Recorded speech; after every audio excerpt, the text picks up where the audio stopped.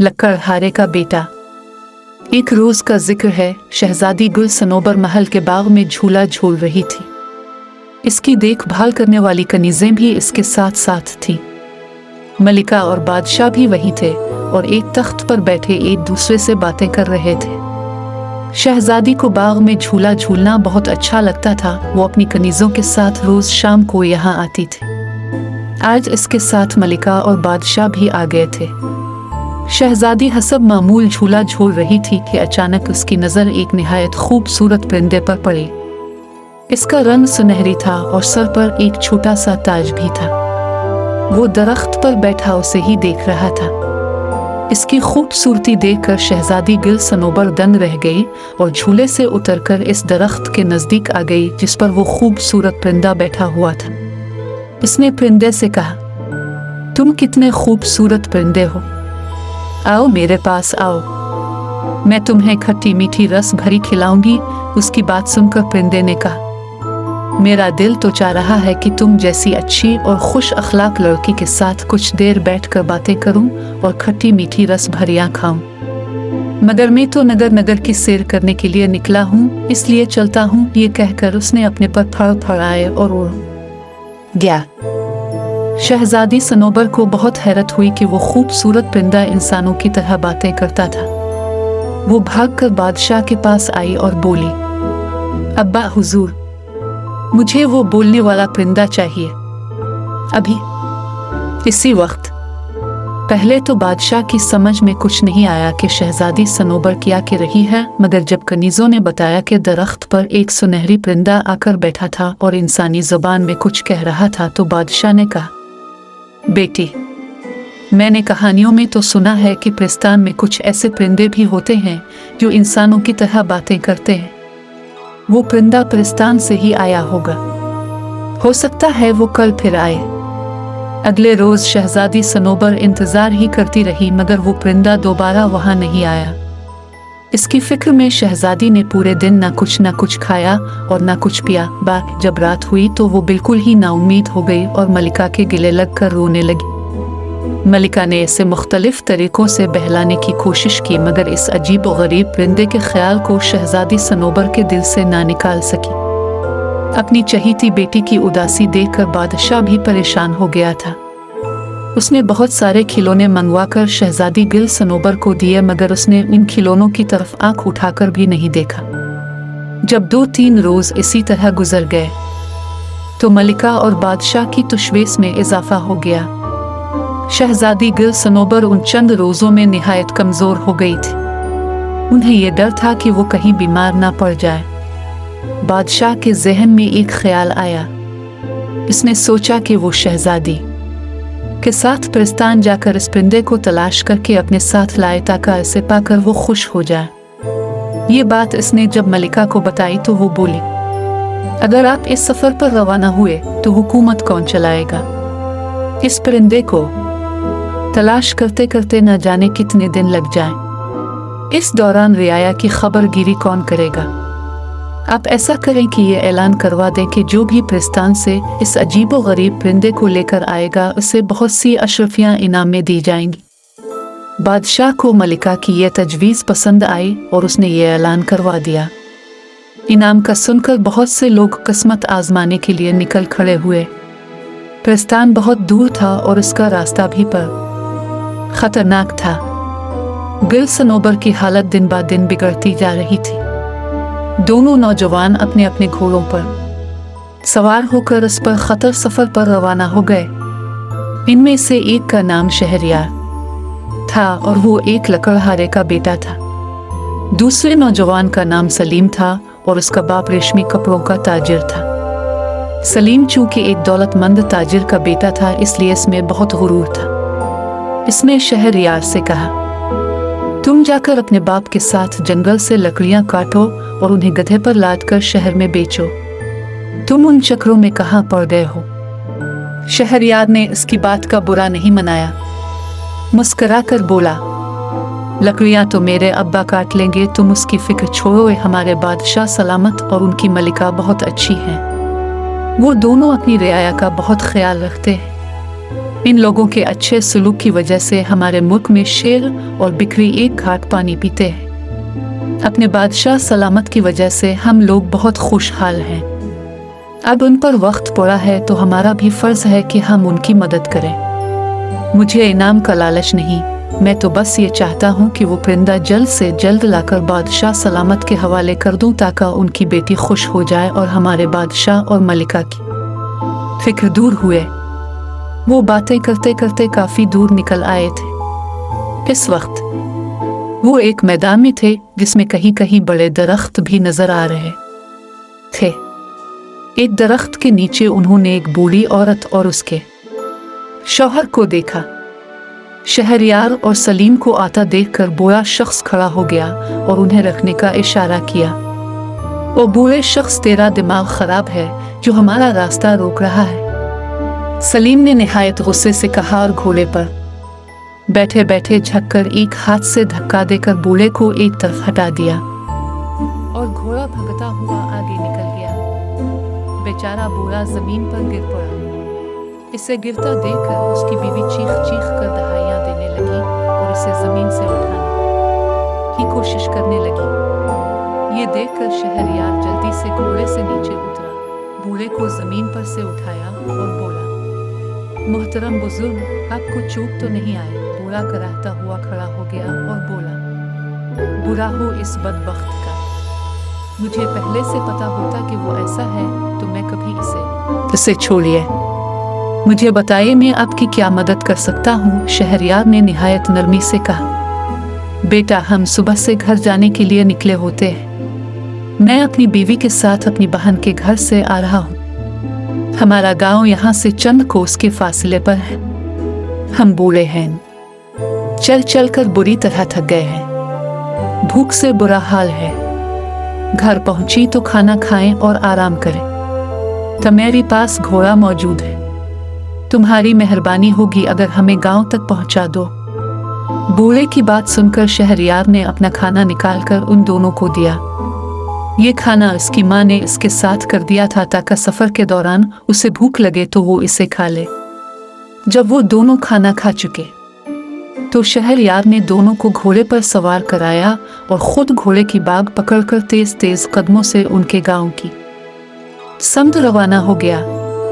दोनों मियाँ बीवी इसे दुआएं दे रहे था। शाम होते होते वो एक गांव में पहुंच गए। इसी गांव में बूढ़े मियाँ बीवी का घर था। घर पहुंचकर बूढ़े और उसकी बीवी ने बड़े इसरार से शहरयार को इस बात पर आमादा कर लिया कि वो अगले रोज तक उनके घर ही ठहरे, क्योंकि रात सर पर थी और रात को सफरियों भी मुनासिब नहीं होता। शहरयार ने उनकी बात मान ली। रात खाने के बाद बूढ़े ने कहा, अब नौजवान तुम बताओ कहाँ से आ रहे हो और कहाँ जा रहे हो?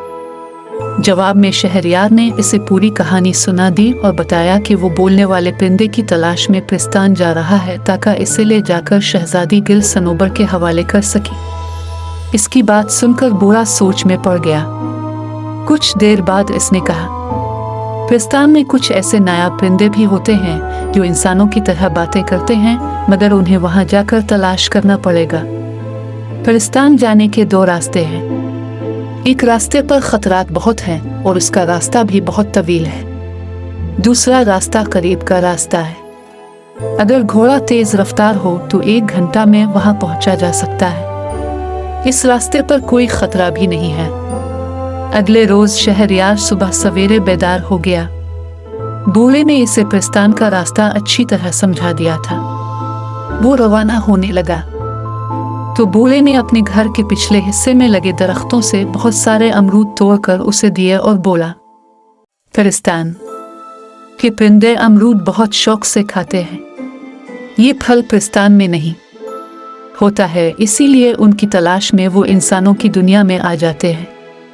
तुम ये अमरूद अपने पास रखो। मुझे यकीन है कि उनकी खुशबू वहाँ के परिंदों को तुम्हारी तरफ मुतवज्जे कर देगी। हो सकता है इनमें कोई ऐसा परिंदा भी हो जो इंसानों की तरह बातें करता हो। शहरयार ने अमरूद लेकर उसका शुक्रिया अदा किया और घोड़े पर सवार होकर वहां से रवाना हो गया।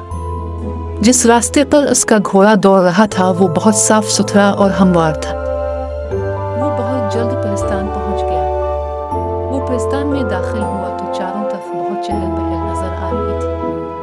हुसैन और जमील पर यहाँ खूबसूरत और रंग बिरंगी लिबास पहने उधर से उधर उड़ती फिर रही थी। वे ज़ात बाज़ारों में घूम फिर रहे थे और मुख्तलिफ अशिया की ख़रीदारी में मसरूफ़ थे। शहरयार ने एक मैदान के चारों तरफ बहुत सारे परीज़ादों का झमघटा देखा। वो करीब गया तो पता चला कि वहाँ 2 दीवोहे की कुश्ती हो रही है और ये सब इन दीवोहे की कुश्ती देखने के लिए जमा थे। इसका भी दिल चाहा कि दीवोहे की कुश्ती देखे, मगर उसने वक्त ज़ाय करना मुनासिब न समझा और बोलते परिंदे की तलाश में चल पड़ा। इसकी नज़रें दरख्तों पर लगी हुई थी ताकि उसे परिंदे नजर आ जाएं। चलते चलते वो एक बाग में पहुंचा। वहां पर बहुत सारे छोटे बड़े निहायत खूबसूरत परिंदे फिजा में उड़ते फिर रहे थे। वो सब अपनी सुरीली आवाज़ों में चहचहा रहे थे, मगर उनमें से कोई भी ऐसा नहीं था जो इंसानी ज़बान में बातें कर रहा हो।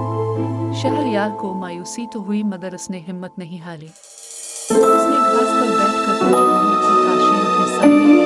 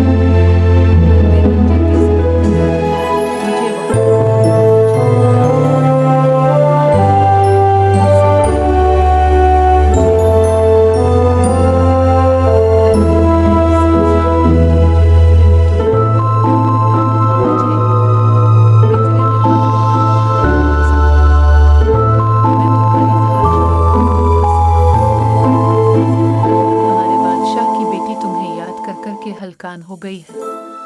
उसने खाना पीना भी छोड़ दिया है। मैं तुम्हें ले जाकर इसी शहजादी के हवाले कर दूंगा। वहाँ महल में तुम बहुत आराम से रहोगे। मैं इसे बता दूंगा कि वो तुम्हें पिंजरे में बंद ना करे। शहरयार ने कहा, मैं कि कुछ रोज पहले शहजादी से मिल चुका। शहर घूमने फिरने निकला था और इत्तेफाक से महल के बाग में मेरी शहजादी से मुलाकात हो गई थी। वो एक बहुत अच्छी और खुश अखलाक लड़की है। मैं बखुशी उसके पास रहने को तैयार हूँ। परिंदे ने कहा और उड़कर शहरयार के हाथ पर बैठ गया। शहरयार का मकसद पूरा हो गया था, लिहाजा वो वापसी के सफर पर रवाना हो गया। परिंदा काफी ऊंचाई पर उसके घोड़े के साथ उड़ रहा था। अभी वो अपने मुल्क की हुदूद में दाखिल हुआ ही था कि उसने सलीम को दूर से आते हुए देखा। इसकी हालत इंतहाई खराब थी। इसका जिस्म धूल मिट्टी से अटा हुआ था और कपड़े भी बहुत बोसीदा हो गए थे। इसका घोड़ा भी निहायत कमजोर हो गया था। शहरयार समझ गया कि परिस्तान जाने के लिए सलीम इस पर खतर रास्ते पर निकल गया होगा, जिसके बारे में बूढ़े ने इसे बताया था। सलीम ने भी उसे देख लिया था। वो इसके करीब आया। दोनों एक दूसरे से मिले। शहरयार के पूछने पर सलीम ने बताया, मुझसे बड़ी गलती हुई जो मैं इनाम के लालच में इस सफर पर निकल खड़ा हुआ। फिरिस्तान के रास्ते में बड़े खतरात थे। मैं बड़ी मुश्किल से अपनी जान बचाकर भागा हूँ। शहरयार ने इसे अपनी कहानी सुनाई और बताया कि उसने उन बूढ़े मियाँ बीवी को अपने घोड़े पर बिठाकर उनके गांव पहुंचाया था। बूढ़े ने खुश होकर उसकी मदद की, जिसकी वजह से वो बोलने वाला परिंदा हासिल करने में कामयाब हो गया है। वो परिंदा तो मेरे पास नजर नहीं आ रहा। कहाँ है वो? सलीम ने बड़े इश्तियाक से पूछा। शहरयार ने आसमान की तरफ देखते हुए ऊपर इशारा किया। सलीम ने देखा कि एक खूबसूरत सुनहरी परिंदा उनके सरों पर मंडला रहा है। उन्हें बातें करता देखकर परिंदे ने चलाकर कहा, शहरयार जल्दी करो, ऐसा ना हो कि रात हो जाए। शहरयार ने सलीम को खुदा हाफिज कहा और अपने घोड़े को चलने का इशारा किया। सलीम ने इसे जाता देखा तो बोला, अगर मैं उन बूढ़े मियाँ बीवी के साथ बुरा सलूक नहीं करता तो मुझे भी बोलता परिंदा मिल जाता। शहजादी के पास ऐसे 2 परिंदे हो जाते। मैंने अपनी बदअखलाकी की वजह से इनाम हासिल करने का मौका ज़ाय कर दिया है। मुझे अपने बुरे सलूक और गुरूर की सज़ा मिल गई है। ये कहकर वो भी अपनी राह हो लिया। शहरयार महल पहुंचा तो सुनहरी परिंदे को देखकर शहजादी गुल सनोबर खुश हो गई। परिंदा भी बहुत जल्द इससे मानूस हो गया था। शहजादी जहां भी जाती वो इसके पीछे पीछे होता। शहरयार के कहने पर शहजादी गुल सनोबर ने वादा कर लिया था कि वो परिंदे को पिंजरे में नहीं रखेगी। शहजादी गुल सनोबर को खुश देखकर बादशाह और मलिका ने भी सिक का सांस लिया। बादशाह ने शहरयार की हिम्मत और बहादुरी की बहुत तारीफ की। रात हो गई थी, इसलिए बादशाह ने शहरयार को घर नहीं जाने दिया और इसे शाही मेहमान खाने में ठहराने का हुक्म दिया। अगले रोज हसब वदा बादशाह ने शहरयार को बहुत सारी अशरफियां इनाम में दी। शहरयार ने इसका बहुत शुक्रिया अदा किया और अशरफियों का थैला अपने घोड़े पर रखकर महल से रुखसत होने लगा। शहजादी गुल सनोबर अपने सुनहरी परिंदे के साथ इसे खुदा हाफिज कहने आए। शहरयार महल से निकला तो इसका रुख अपने घर की जानिब नहीं था।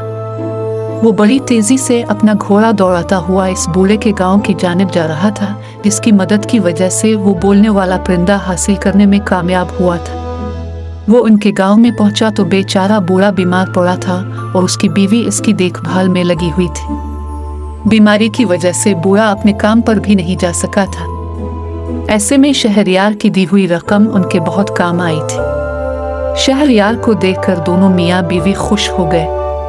शहरयार ने अपनी कामयाबी की खबर उन्हें सुनाई। फिर उसने बादशाह के दिए हुए इनाम में से आधी अशरफियां बूढ़े के हवाले की और बोला, आधे इनाम के अब भी हकदार हैं। अगर आप मेरी मदद ना करते तो मुझे रह कभी भी ना मिलता। वो परिंदा इतनी बहुत सी अलिफ अशरफियां पाकर वो दोनों खुश हो गए और शहरयार को दुआएं देने लगे।